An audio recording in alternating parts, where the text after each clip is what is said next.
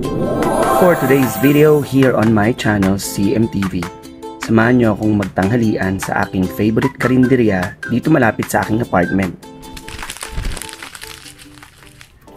Dumaan nga ngayong umaga ang ating CMTV Reapers na si Mulit para ipasa ang kanyang requirements sa nalalapit na NBL Youth NCR. Nag-vlog ako eh. Pagkatapos niya iabot ang requirements ay dali-dali na ako naglakad kasi medyo madilim at makulimlim na ang langit. Piling ko maya-maya bubuhos ng ulan.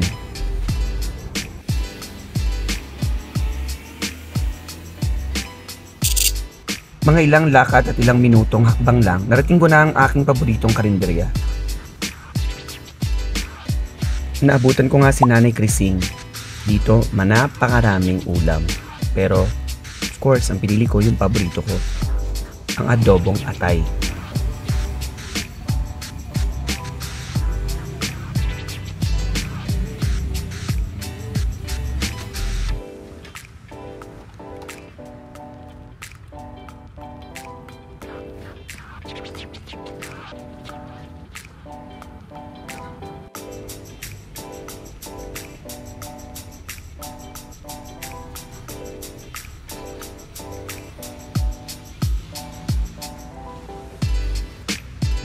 Mabibilib ka talaga sa kanya kasi multitasking siya.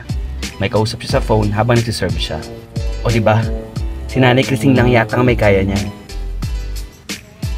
Automatic din na meron kang libreng sabaw. Papipiliin ka niya kung anong sabaw ang gusto mo. Dahil sa dami ng merong mga sabaw na ulam ay pwede kang mag-request.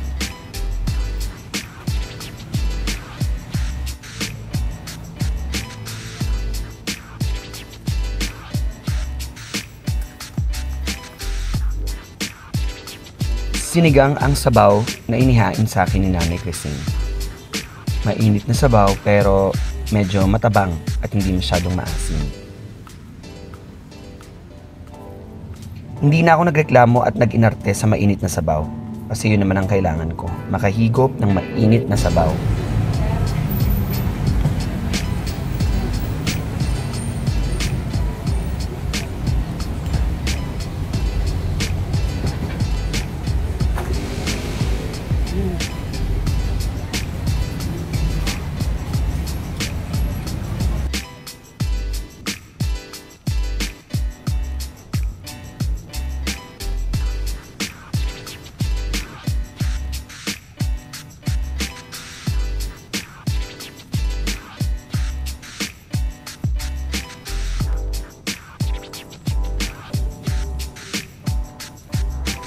Habang kumakain nga ako ay may aaligid-aligid na pusa sa gilid ko. Ayan siya. Yan, di ba? Mukhang kaawa-awa yung pusa pero kulang pagkain ko eh. Sorry, Ming.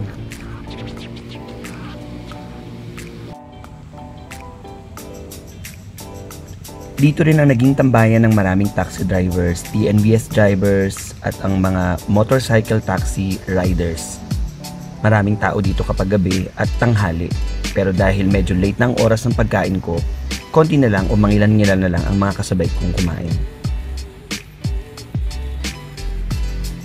Tama nga ang hula ko kanina na anytime bubuhos ng ulan. At ito na nga, umulan at wala akong dalang payong, unfortunately.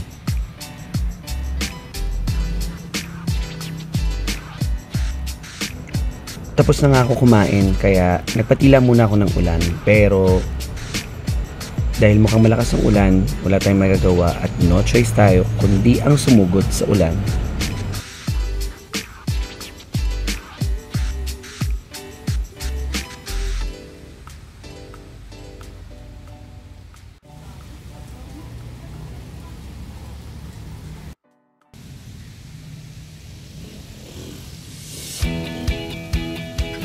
Mabuti na lang at hindi ganun kalakas ang ulan.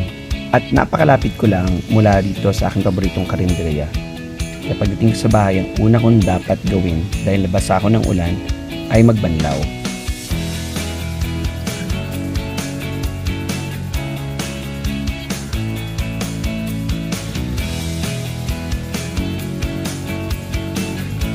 Kaya naman, salamat sa pagsama sa akin sa aking paboritong karinderya.